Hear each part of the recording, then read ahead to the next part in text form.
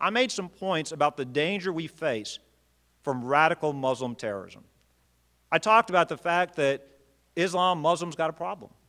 Not that I believe that the majority of Muslims condone these barbaric acts being done in the name of their religion, but I did say individual Muslim leaders have a responsibility to denounce not just the acts of violence, but these individuals, to say they're not going to enjoy a reward in the afterlife, but rather they're going straight to hell for these awful barbaric acts they continue to commit.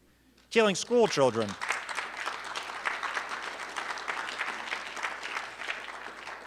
killing teenagers for watching soccer, burning a man alive, killing cartoonists because they don't like their products.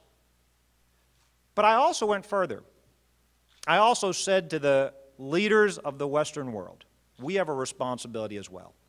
We have a responsibility to insist on assimilation and integration for those who want to come and live in our societies. And this used to be fashionable. This used to be common sense to say, for example, that America was the great melting pot. When I was a school child, we proudly proclaimed that. When I was in college, we were talking at my table about the political correctness movement. It's nothing new. Even when I was in college, there was a move to say we're no longer the melting pot, we're the salad bowl.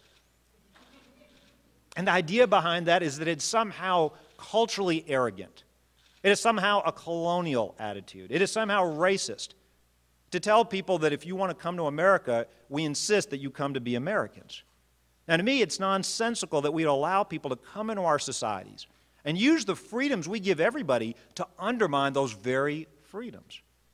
Now, we're a majority Christian country with a Judeo-Christian heritage, but we don't discriminate against anybody who wants to come and live in our country and follow our laws and adopt our values. What does that mean?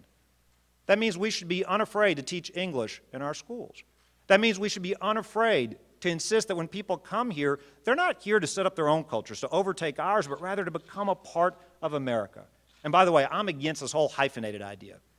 You know, we're not Indian Americans, we're not African Americans, we're not Italian Americans or Irish Americans, we're Americans. My mom, my dad, they love their heritage. They're proud, they love India. But my parents would tell me when we were growing up, they'd say, if we wanted to raise you as Indians, we would have stayed in India. We came here to raise you as Americans. But this gets me back to Common Core.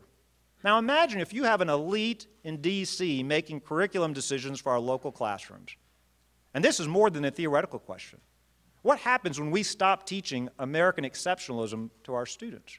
What happens when American history is not the American history you and I learned about, but rather it becomes a history of grievances, of victimhood? What happens when we stop teaching our children that America truly is the greatest country, not only in the world, but in the history of the world? That we are an exceptional country, and that we do have special attributes, and the reason we are so special, just by the way, it's not because there's something magical in our soil or in our DNA.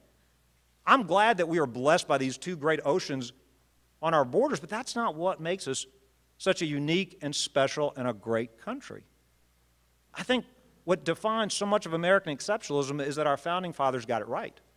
They understood the idea of a limited government wasn't to create our rights, but was to secure our God-given rights, which is why they imagined a limited central government.